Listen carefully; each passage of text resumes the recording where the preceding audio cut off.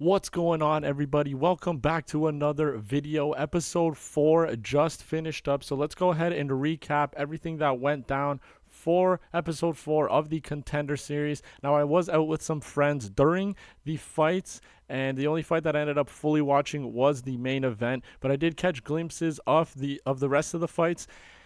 So I don't know exactly how everything ended up playing out for every minute of each fight, but I do know the results. I do know basically what happened throughout these fights and who ended up getting a contract. I just finished watching the episode. So, we'll go ahead and recap what went down. I ended up going 2 and 3 on picks, which is absolutely horrific. Thankfully, I ended up picking all of the favorites, but thankfully I didn't pull the trigger on a lot of these bets because they were such lopsided favorites, and thankfully I didn't, because we would have lost a ton of money. I didn't end up playing very much or any at all, to be honest. So let's go ahead and recap these fights. Make sure you hit that like button, subscribe to the channel if you're new, drop a comment down below on what you thought of episode 4. Kicking off the card was Salkilld up against Gage Young, and this was a banger of a fight. There was every facet of MMA was displayed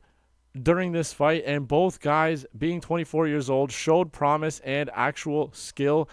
Quillen ended up getting it done by unanimous decision, and it was a good back and forth affair. Quillen showed his ability on the feet. He showed his ability in the grappling. He showed his durability as well, because Gage did throw some pretty big shots that landed on Quillen to the body, to the head. But ultimately, Salkilld got it done. He was the better man in this fight, and this was one of the fights that we called correctly.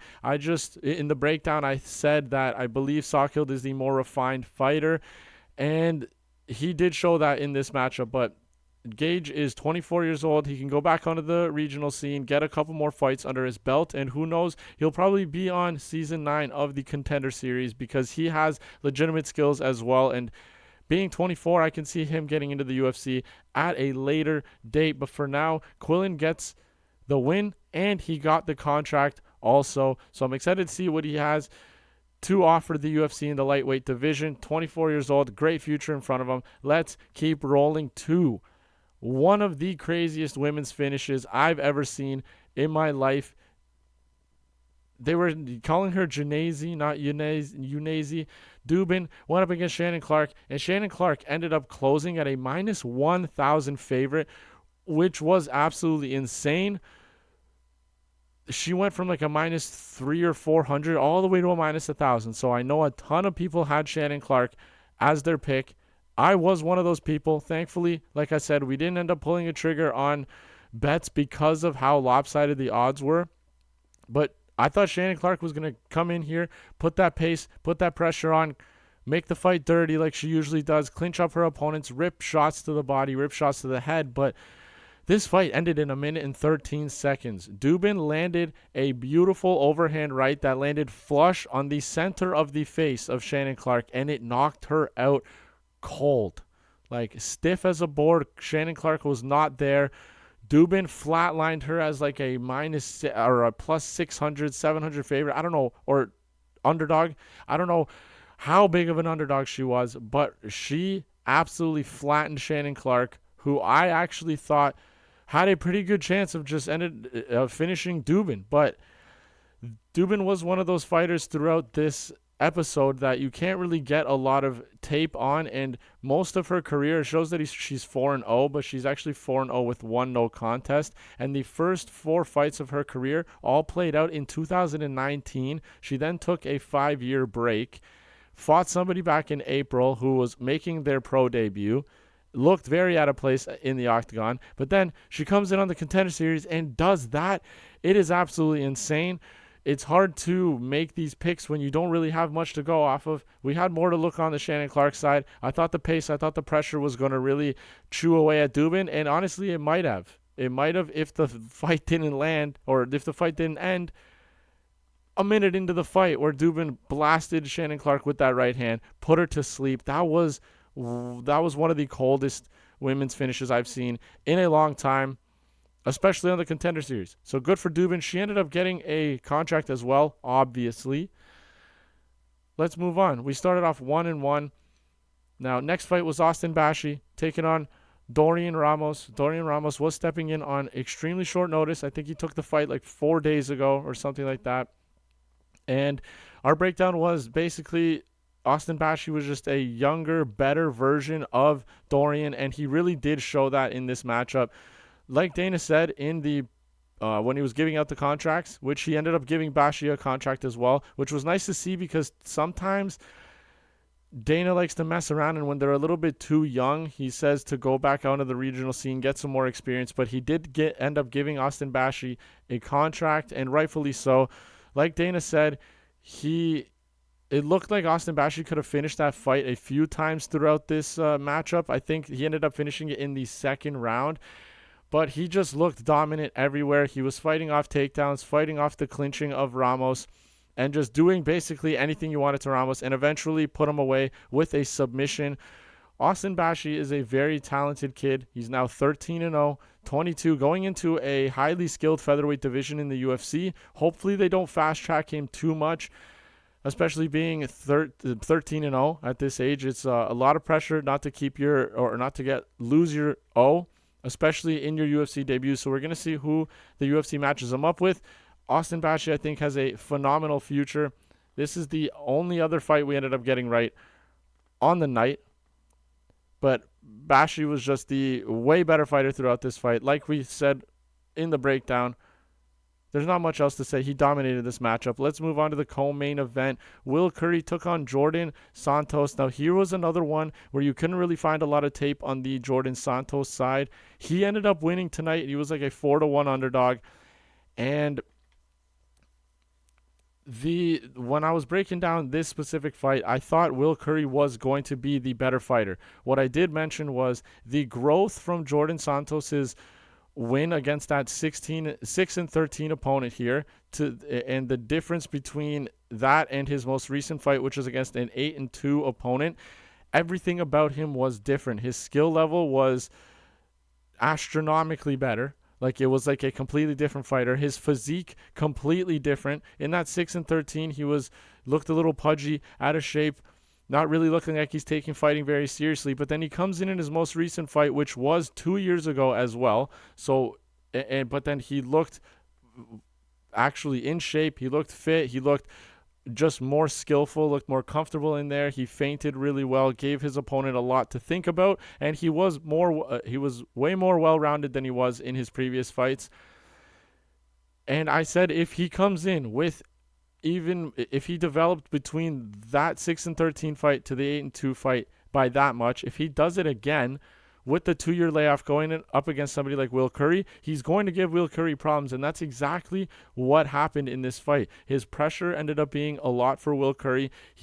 Jordan Santos was the better striker, more volume, was landing better on Currie, and the thing that I think really helped him throughout this fight was his takedown defense. I think Will Currie finished with a 2 for 13 takedowns completed, and Will Currie just really couldn't deal with that pressure of Santos, and I was shocked, to be honest. I thought Will Currie, looking at his tape, I thought he was the better overall fighter. I thought if he was going to be able to get those takedowns, end up choosing where he wanted to be on the ground in those grappling exchanges, but Jordan Santos did a fantastic job coming in here, nullifying Will Currie's best weapons and just pressuring him, and ended up getting that win. So that was another unanimous decision victory, I believe. What an incredible episode for underdogs. Let me tell you, this is usually what goes down in the Contender Series and what makes it so difficult to choose who is going to win, because typically there's a lot of underdogs. And so far through the first 3 episodes, there wasn't many underdogs that came through. And obviously on the night with the widest and biggest underdogs, obviously those are the ones that are going to get the win. And I don't know if it's like a disrespect thing. They're like Dana was saying in the post-fight interview, I guess, when he's giving out the contracts, there's some people that come in and get nervous because they're going up against somebody that's so favorited that they're like, why is he so favorited? He's probably way better. I'm most likely going to lose. But then there's some of those people, they come in and they're like, how dare you disrespect me by making me such a big underdog? And a lot of them came in and got it done. Jordan Santos was one of those guys, and he ended up getting a contract as well. Good job for him. Will Currie really shit the bed there. He's 25. He actually has real skills, but he's going to have to go back to the Cage Warriors promotion, get some more fights on his under his belt. Who knows? Maybe we'll see him back on the Contender Series. Maybe he takes a short notice fight or something of that nature, but ended up fumbling it today. Jordan Santos gets it done. Let's move on to the main event. Igor Cavalcanti goes up against Salkilld Ko, and here's another one. A large favorite. Couldn't really find much tape on either of these guys, but what I saw on the Igor side was that he brings that danger factor. 9 wins, 9 finishes, all in the first round, but I did say that it's going to be tough to know exactly what's going to happen if he gets out of that first round, because he is one of those guys that just finishes everybody in the first round. Ko has been knocked out twice in his career previously, and I thought Cavalcanti was going to be able to do that to him once again because of how much danger he brought, but Ko did a fantastic job in the first round. He was moving well, moving his head off the center line so that Igor couldn't land those big shots. Igor was swinging crazy in this fight. So he was swinging from the hip. Ko had plenty of time to get out of the way from the danger of those hands, and Ko did a great job counter striking as well. And I don't think Cavalcanti was expecting Ko to be as crisp as he was on the feet and be able to withstand the shots that Cavalcanti did end up landing. In the first round, it was a lot of back and forth, a lot of countering on the Ko side. Cavalcanti was throwing heavy. Even though he was finding the mark, it didn't really affect Ko at all. Second round came, and Cavalcanti got hit in the solar plex. I don't know if he faked that he was hurt, but he backed up kind of wincing, and then as soon as Ko started to pounce, Cavalcanti swung with a big right, which landed, but didn't seem to affect Ko at all. Late in that second round, I believe Ko ended up getting a takedown, and I think Ko realized that in the third round, if I can get Igor down to the mat, I don't think he's going to have the energy to get back up, and that's exactly what happened. He had 3.5 minutes or 4 minutes of control time on the mat, doing some good ground and pound damage as well, and Cavalcanti was just defeated. As Dana said when he was handing out the contracts as well, I think Igor, it was a lot of a psychological thing for this fight because he's so used to finishing everybody within that first 5 minutes, 4 minutes, 3 minutes, whatever. He was so used to finishing people in that first round that it was kind of demoralizing when he's landing these big shots on his opponent, which was Ko, and he's just eating them, not going anywhere. He's still in your face, still pushing the pace there. And ultimately, I think that's what it ended up being. I think he got in his own head, realized that he's not going to be able to do what he usually does when he gets in the octagon or in the ring, and that he kind of accepted it. In that third round, he didn't try to get back up. He was striking from the bottom, not really doing much, but Ko, another big underdog, comes in and gets it done. He also gets a contract. This was by far our worst episode in terms of picks. It was tough, though, because there wasn't much tape study, as we mentioned, but no excuses. We're going to be back better for episode 5. That's the 4th episode. Make sure you guys hit that like button, subscribe to the channel if you're new, and drop a comment down below on what you thought in episode 4 and how you guys did on your picks. Thank you guys so much for watching. I'll see you in the next video.